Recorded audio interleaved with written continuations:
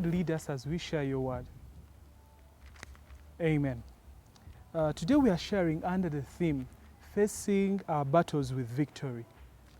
In the ancient times, the children of God faced a lot of battles. Some of the famous battles we know was Israel with Philistine. Some of the others we know about the Amalekites. And the psalm that we are reading today, Psalm 20, is one of those psalms that they sang before they went to battle.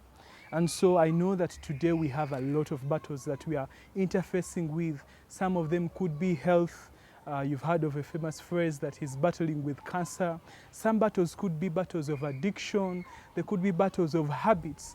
There could be battles of the ungodly people that want to bring us down. Some of them are also spiritual battles, as Paul writes in Ephesians chapter 6. In Galatians, Paul also says that the desires of the flesh are against the desires of the spirit, and the desires of the spirit are against the desires of the flesh. But these, and then he continues to say that these are in opposition against each other. So as Christians, I really believe that we can face our battles with victory. And this psalm avails to us two ways how we can face them. And one of them is that we need to let God know about our battles. From verse 1 to verse 5 of Psalm 20, the writer says, "May the Lord answer you when you are in distress. May the name of the Lord of Jacob protect you.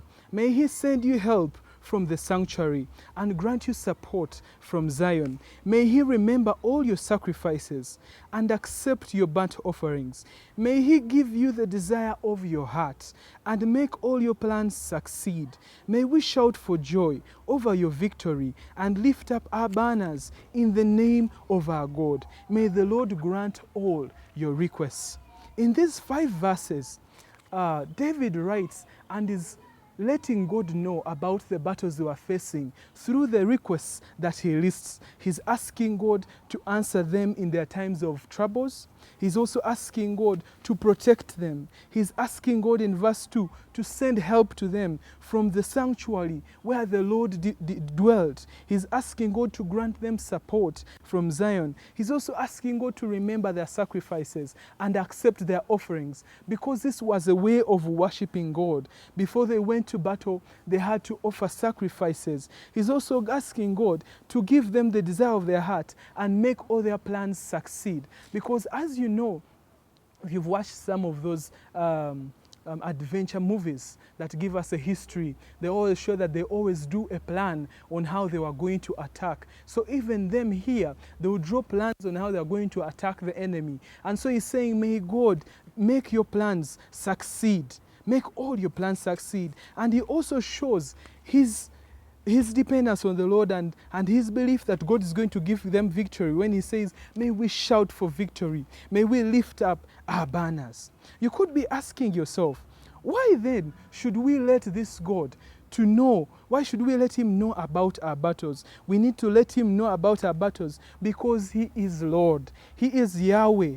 In another version, the Holman Christian Study Bible, verse 1 is written as, may Yahweh answer you in your times of troubles, in your times of distress. Yahweh, as we had ever shared, is a name of God that means that he's self-existent, that everything depends on him. So you can really let him know about your battles because all things depend on him. And so he has authority over all things.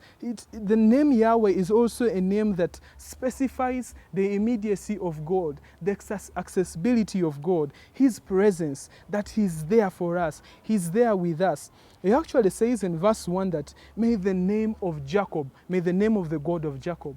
We know about Jacob as a man who was a deceiver. But we see that still God listens to him and blesses him and even changes his name to be called Israel. And so it doesn't depend what your past has been like. We know that in the eyes of the world, they can look at you by what you've gone through and by what you have done. But our God is not like that, that he gets us with our past and changes us and gives us a new present and a new future. So it doesn't depend where you came from. He's a God of Jacob. He's a God who blessed Jacob, who was a deceiver, and called him Israel. And then secondly, we can face our battles with victory by trusting God. In verse 7 he says, some trust in chariots and some in horses, but we trust in the name of the Lord our God. This doesn't mean that David with his army went to battle without chariots and horses. They went there with them, but they also did trust these things. They trusted in the Lord. He's the one who writes in Proverbs and says that, Proverbs 21:31, that the horses are prepared, but the victory rests in the Lord. He also writes in Psalms, elsewhere in Psalms, and says that, if the Lord doesn't build the house, the laborers labor in vain, the builders labor in vain. If the Lord doesn't watch over the city, the watchmen labor in vain, they watch in vain. So to show us that we can have the houses, we can have the security, we can have the savings, we can have the strength, we can have all that you can name. But our trust should be in the Lord. John Piper writes in one of his articles and says that use the means, but trust God. That you can have the means, you can have anything you can talk about, you can have them all, but your trust should be in the Lord. Just as we say that our battles are different, in every way we have all different kinds of battles, but we should let God know about our battles because everything depends on Him. And again, we should trust God for victory in our battles. God bless you.